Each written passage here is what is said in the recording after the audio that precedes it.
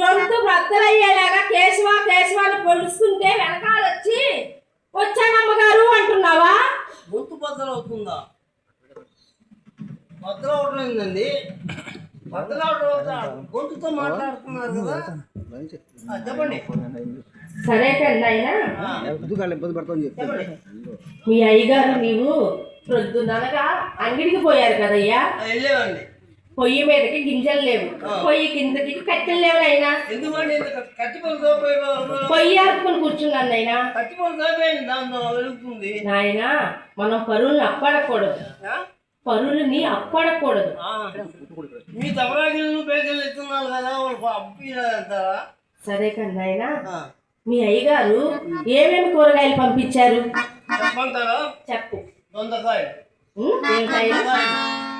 దొండకాయలు దొండకాయలు అన్నారా? దొండకాయలు కదరా, దొండకాయలు బెండకాయలు అనాలి. దొండకాయలు బెండకాయలు దొండకాయలు మళ్ళీ గోంగూర, మరి పొట్టలకాయ. పొట్టలకాయ కాదు ఆయన, పొట్టలకాయ. పొట్టలకాయ కదండి, అది బాగుగా ఉంటుంది. అదే నాయన. ఇక్కడ ఉండేది గుమ్మడికాయ నాయన, గుమ్మడికాయ. అన్ని